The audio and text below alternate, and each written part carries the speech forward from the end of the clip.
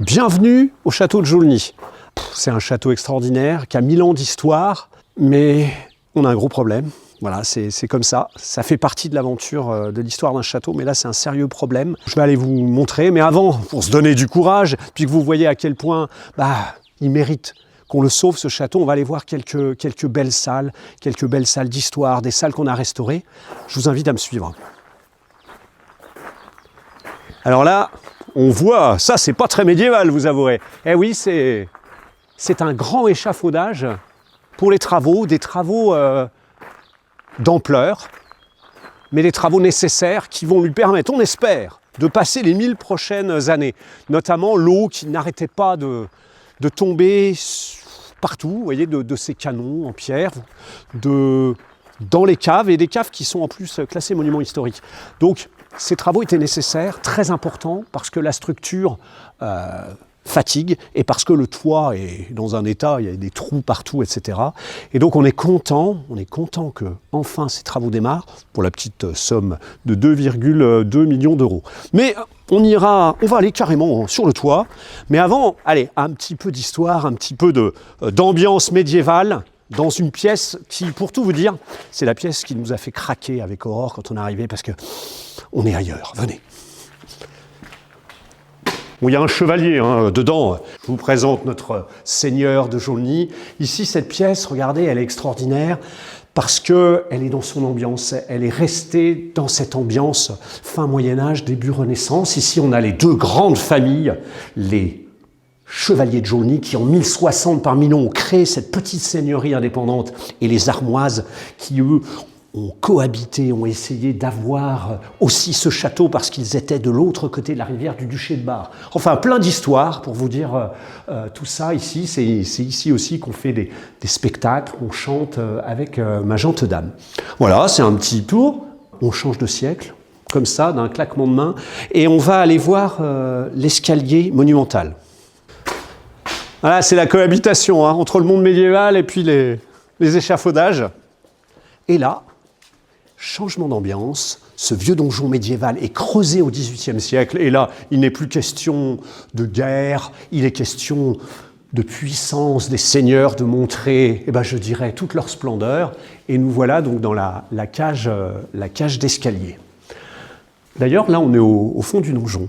Alors, une autre salle, qui est alors visitée par d'ailleurs des gens du monde entier, de par cette histoire incroyable. Suivez-moi.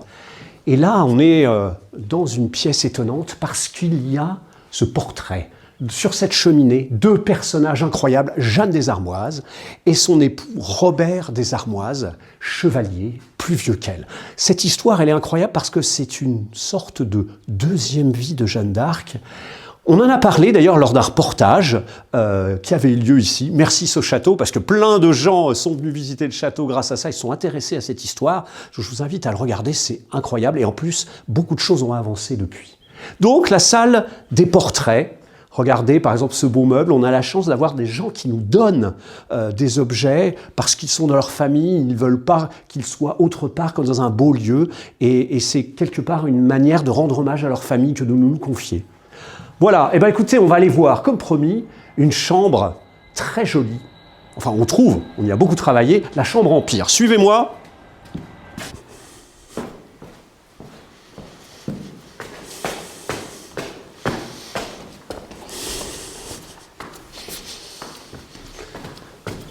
Alors, cette chambre Empire, il y a eu beaucoup de sueur pour la restaurer, mais je pense que le jeu en valait la chandelle. En tout cas, on est bien content de ce que ça donne. D'ailleurs, regardez, on passe dans un petit cabinet de toilette aussi, enfin dans un petit couloir qu'on a refait. Ah, tiens, Dame Aurore, ça tombe bien, elle saura en parler mieux que moi. Bienvenue donc dans cette pièce qui s'appelle la Chambre Empire. Donc c'est une pièce que normalement on ne montre pas aux visiteurs parce que là on est sur une chambre qui a été restaurée pour les mariages. Cette pièce, elle a été restaurée il n'y a pas très longtemps avec le groupe des chevaliers bricoleurs du château. On en reparlera après. Mais voilà, c'est une jolie pièce qui méritait effectivement une belle envergure. Il y a une hauteur sous plafond et on est plutôt sur un style empire. Donc ici, par exemple, on peut découvrir quelque chose de très sympathique. C'est un service dans Baccarat qui permettait, lorsqu'on avait une petite insomnie, une difficulté à dormir, eh bien de venir se rafraîchir avec un service à fleurs d'oranger. Voilà, ça calme le système nerveux.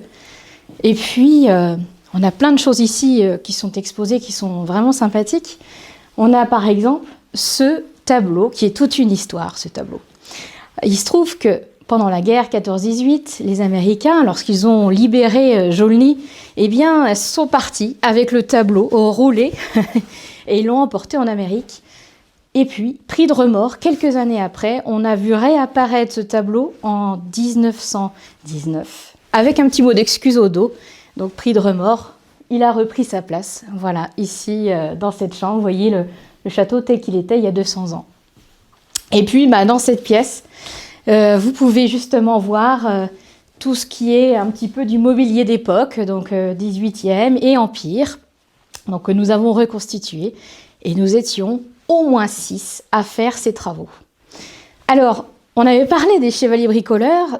En fait, il s'agit de tous ceux qui viennent nous soutenir au quotidien, chaque semaine et pendant l'hiver pour faire ces travaux. Ces travaux qui ont mérité vraiment beaucoup d'attention. On a redécoré, on a réfléchi au papier peint, on a redonné en fait des boiseries qui n'existaient pas. Donc, eh bien, c'est une aventure humaine. C'est des personnes qui viennent volontairement nous aider pour restaurer ce lieu. Là, on est sur un chantier qui a duré 3 mois. Mais bon, évidemment, vous le savez, ça, c'est un petit chantier. Et bien sûr, dans notre château, on a aussi des très gros chantiers qui sont, cette fois-ci, d'une très grosse envergure.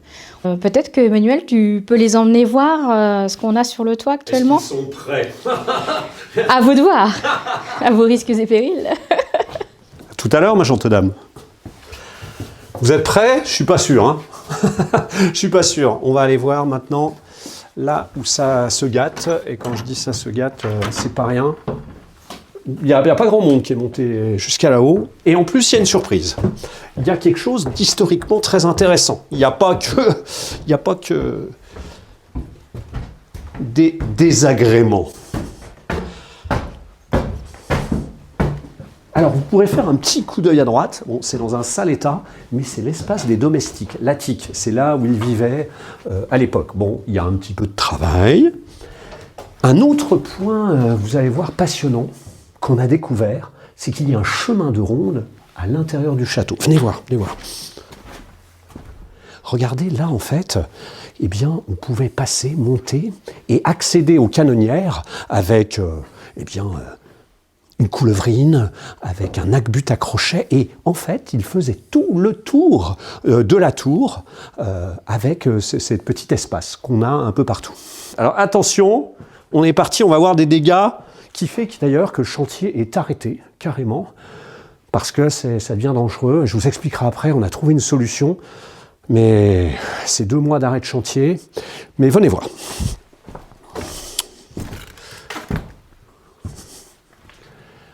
Là, on se retrouve, on n'est pas encore tout en haut, il y a encore un étage. Et là, c'est ce mur là qui s'ouvre de partout, qui est dangereux avec cette poutre. On va le voir par au-dessus, ça sera encore plus probant. Mais on va voir des belles choses aussi. Moi, je suis vraiment impressionné par ces échafaudages énormes qui permettent de couvrir et qui permet en fait aux compagnons de travailler en toute saison. Et croyez-moi, en Lorraine, c'est plutôt pas mal. Alors, là, c'est rigolo, c'est la cheminée qu'on a vue tout en bas. Vous savez que les portraits, c'est la même, la cheminée du 15e. Par contre, là, c'est là qu'on voit les dégâts, le restant de la charpente, ce qu'on a pu sauver. Hein, c'est des bois qui, pour certains, ont plusieurs siècles. Et on va aller voir un peu plus loin, vraiment le problème qui fait que le chantier a dû être arrêté et qu'on a des dépassements financiers non négligeables. On va aller voir ce mur. C'est un peu le mur de tous les dangers. Vous allez vite comprendre. Hop. Voyez ce mur très large, il s'ouvre au milieu. Pourquoi ? Parce qu'on a ces blocs de plus d'1 tonne qui sont des chéneaux, on verra, qui terminent dans une gargouille. Et regardez la déformation du mur qui fait sortir cette ferme. Comment on peut démonter le mur avec cette ferme qui est appuyée dessus ? Dans ces cas-là, une chose importante, c'est l'intelligence collective. Moi, je crois beaucoup à ça. Alors, qu'est-ce qui s'est passé devant ce gros problème? Les murs qui s'écartent, ça fissure. Qu'est-ce qu'on peut faire rapidement? Eh bien, la solution qui a été trouvée, vous allez voir, c'est pas rien, c'est de suspendre cette charpente en haut avec des poutres au-dessus, de la suspendre pour qu'on puisse intervenir en dessous. Et quand on aura refait le mur, eh ben, on pourra quelque part reposer la charpente. C'est pas un détail, c'est 80 000 € de dépassement, mais bah, au moins on a une solution. Alors je vais vous montrer par contre, parce que il faut toujours garder, hein, surtout quand on a un château, il faut avoir le cœur bien accroché, il faut être hardi et se dire que bon, on y arrivera. Grâce à vous aussi, souvent on en parlera parce que c'est à plusieurs qu'on y arrive, mais je vais vous montrer le travail extraordinaire des charpentiers à l'époque gothique. Suivez-moi encore. Regardez cette gouttière là, regardez cette espèce de canon. D'ailleurs, c'est là qu'on voit dans l'axe qu'il n'est pas droit, que les murs ont poussé. En fait, ce qui s'est passé, c'est que quand ils ont enlevé les 10 000 tuiles, quand ils ont enlevé une bonne partie des poutres, quelque part, on a libéré la pression qu'il y avait sur ces murs, ce qui fait qu'ils se sont écartés. En plus, avec ces fameux blocs d'une tonne, ça a eu tendance à écarter le mur.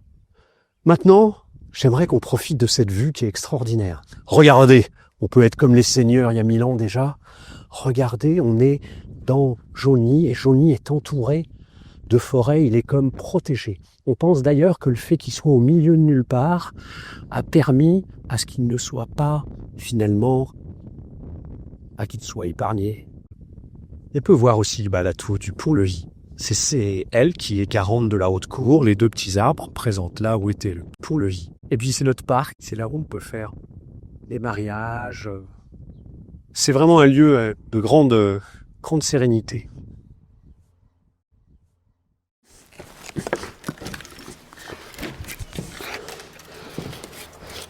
Je prends ça parce que ça va me permettre de vous expliquer un truc terrible. On va aller passer de l'autre côté.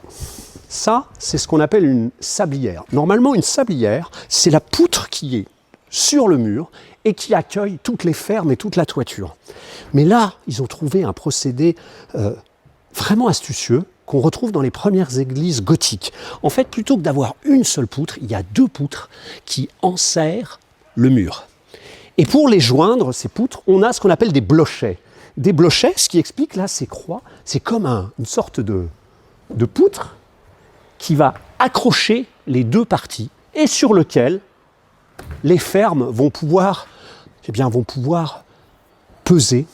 Ainsi, la charge est répartie. Alors, vous voyez, c'est vraiment un jeu d'enchaînement, d'ajustement plutôt. C'est vraiment des pièces qui s'assemblent l'une avec l'autre. Voilà, donc ce qui est fou, c'est que on est sur des poutres qui ont plusieurs siècles, peut-être 400 ans, 500 ans, et regardez, elles sont encore là au-dessus des murs, et elles tiennent encore le toit du vieux château. Enfin, elles le tiennent quand vous voyez un petit peu, pour être très clair, les compagnons qui ont travaillé nous ont dit, écoutez, vous savez, ça se jouait peut-être à 5 ans, à 10 ans près, avant que tout ça dégringole. Donc il était temps. Regardez ce travail. Là, on est sur vraiment comme des énormes clous forgés. Ils forgeaient à l'époque, qui maintient comme ça cette ferme. Mais regardez le toit là. Vous avez vu la poutre? Ça, c'est la poutre du haut. Et regardez comment elle a été cassée parce que le toit est descendu de 50 cm. Il s'est affaissé. Vraiment, il était temps. Il faut savoir aussi que ce toit, il est dans ce très mauvais état parce qu'en 14-18, ici, à cet emplacement-là, il y avait une énorme croix rouge, un drap rouge, qui permettait de dire « nous sommes dans un hôpital militaire ». Les Allemands ont occupé cet hôpital. Ça l'a sauvé, mais il s'est quand même pris une sale bombe qui est arrivée en plein milieu, au plein milieu du château, au-dessus de l'escalier. Alors, qu'est-ce qui s'est passé en 14-18, fin de la guerre? Ils auraient pu décider de débouler ce château complètement. Non, ils ont renforcé les vieilles poutres avec des poutres en sapin. Ils ont mis des fers, comme d'ailleurs des rails de chemin de fer pour le consolider. Mais ces poutres en sapin, contrairement aux chênes, vous savez, qui peut garder plusieurs siècles toute sa force, eh bien, ils ont été attaqués par des bêtes. Enfin bref, heureusement qu'ils l'ont sauvé, mais il est temps de prendre le relais par contre. Il est vraiment temps de prendre le relais. Je peux avoir d'autres choses intéressantes à vous montrer, c'est ça. Ce sont les tuiles, les anciennes tuiles du château. Regardez, à l'époque, elles sont vraiment pas pareilles. Regardez, c'était moulé à la main, on voit il devait les faire rapidement, vous voyez, avec les doigts, et hop, il passait à une autre tuile, etc. On peut voir tout ce travail, c'est assez émouvant. Des fois, on voit même les empreintes digitales de ceux qui ont travaillé il y a un petit moment là-dessus. Ah, comme vous le voyez, on est dans un château qui a 1000 ans d'histoire, plein de pièces magnifiques, et puis qui a un toit qui a 2 doigts de sombrer. Les travaux sont arrêtés. Il faut trouver vraiment des grosses dispositions pour le sauver. Financièrement, c'est lourd, c'est dur. Et si vous voulez bien, si vous êtes concerné par ça, je vous propose de suivre la vidéo qui vient où on va pouvoir parler chiffres et comment on va essayer de sauver ce château, et on l'espère avec vous. C'est un monument sur lequel on voulait veiller. Ce qu'on espérait aussi, c'était une belle histoire humaine, Ouais. et on n'est pas déçus.